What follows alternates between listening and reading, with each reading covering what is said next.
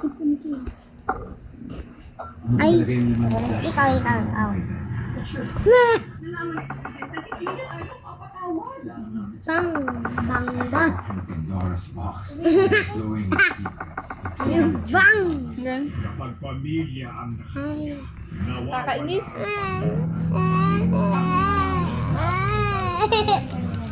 Ate Lame. Pamilya na.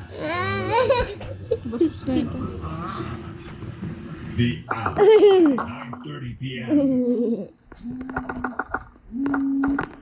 Oo. Wala dyan si JJ ba? Wala. Kaya pala tinatawag ako, di sumasagot. Wait daw yun. Bakit? Bakit? Sa bagyo nga Asa ba? Kailan na uwi? Bang go with this time. Bukas ng umaga. Wala na ata siya sa bagyo. Nasa ano na? Hindi na. Ay, bakit? Sir, go ba yun? Yawas. Yun. Ito nga po yung baka pwede susutin mo sa ano. Ay, sige.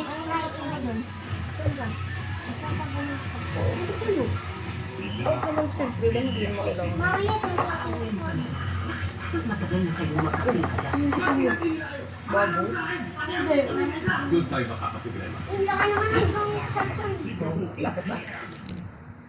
Ina mo kasi kumain ka ng kumain. Yung lahat ng short mo, napaka... Dala na. Wag na. Uy!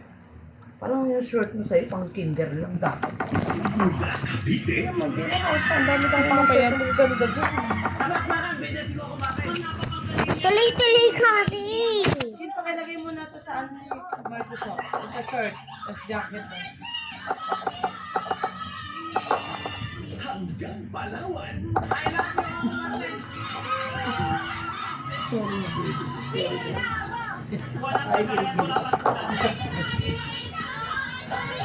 Ay!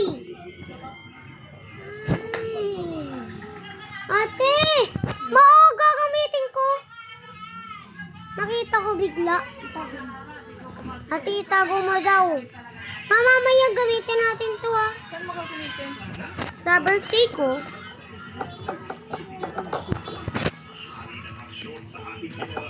Pwede rin naman yung pang-school eh. Pwede ko naman din gamit yung pang-school eh.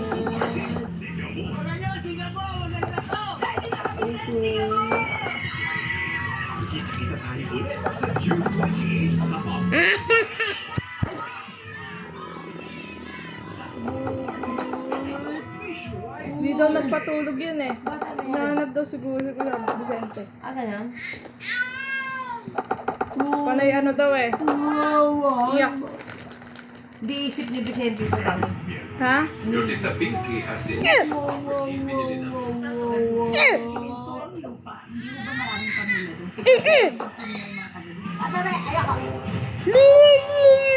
Ikaw naman. Na-stop din.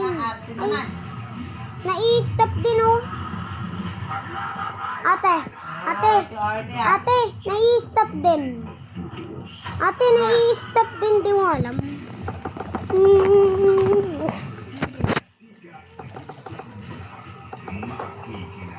Maarte. Maarte na. Ang arte na.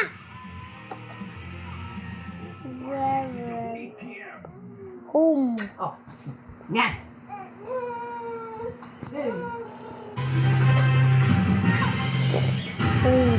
Hindi. Maarte ka. Sa poll sa CCTV ang pag-atake ng magnanakaw sa isang butika sa Quezon City. Natangay ng suspect ang mahigit 100,000 pisong cash at cellphone. Yan ang Jose. Persitson. Walang kahirap-hirap ang lalaking ito na inakyat ang bubong ng butika sa barangay Talipapa, Quezon City madaling araw nitong Martes. Sa isa pang kuha ng CCTV ay nakitang nakapasok na siya sa loob ng butika mula sa kisame. Dumiretso ang lalaki sa kaha kung saan natangay niya ang mahigit 100,000 pisong cash at isang cellphone. Mabilis din siyang tumakas papaakyat muli sa kisame. Sa investigasyon, binaklas ng suspect ang bubong at sinira yung kisame para makapasok sa loob ng drugstore. Agad na humingi ng tulong sa PNP ang pharmacist na nakadiskubre sa panloloob sa butika kinaumagahan. Sa follow-up operation ng Talipapa Police, natunto ng suspect sa tinutuluyang bahay sa katabing barangay. Kasi po sa profiling, sa face profiling na isinagawa, ay nakilala itong suspect na dati na rin nasisita sa kalsada na makalat-kalat.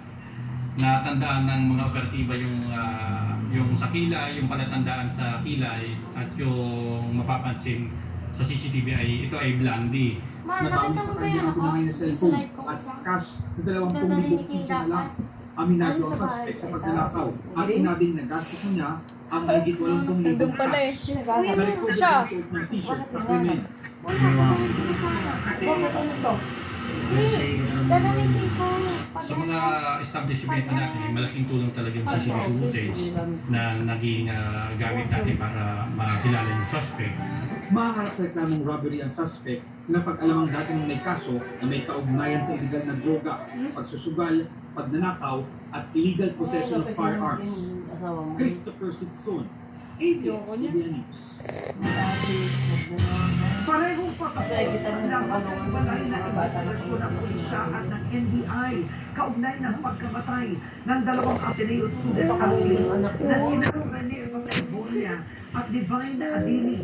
Humarap na rin sa CIDG si Ateneo de Manila University President Father Bobby Yap ngayong Miyerkules habang ipinatatawag na rin sa investigasyon si MVP Sports Foundation Chairman Manny Pangilinan. Nagpapatrol Karen de Guzman. Malapit nang makumpleto ng PNP Criminal Investigation and Detection Group ang kanilang investigasyon sa nangyaring team building activity ng Ateneo Men's Basketball Team sa Aurora na kinasawi ng student athletes na sina Rene Baterbonia at Divine Adili. Ayon kay Interior Secretary John Vicremulla, tinatapos na lamang ng mga investigador ang pagkuha ng mga salaysay sa natitira pang Ateneo basketball players at ilang opisyal ng universidad. Kabilang dito si Ateneo de Manila University President Father Roberto Bobby Yap at si Father Nemesio Ke na humarap na sa CIDG nitong Miyerkules ng umaga. Pareho silang tumangging magbigay ng pahayag. This investigation has been going on for the last 2 weeks. We've interviewed over almost 100 people. May siguro 1,200 na pahina ng testimonya galing sa mga halos conclusive na at very confident sa case report na ang CIDG at nakikita nyo. Nauna nang nilinaw ng CIDG na itinuturing na resource person sa mga naimbitahan sa investigasyon para makapagbigay ng karagdagang detalye tungkol sa insidente. Nabanggit daw po sa isang podcast na sikreto raw po yung isinasagawa ng team building activity or may waiver naman po. Actually, let's leave it na lang to investigators. Sorry, dito po. You guys will see the results naman. Yes, Ipinatatawag naman ng CIDG si MVP Sports Foundation Chairman Manny Pangilinan sa Huwebes. Iniuugnay ang nasabing foundation sa umano'y pagpaplano at pagpupondo ng mga programa ng Ateneo Basketball Team. Nauna sinabing limitado lamang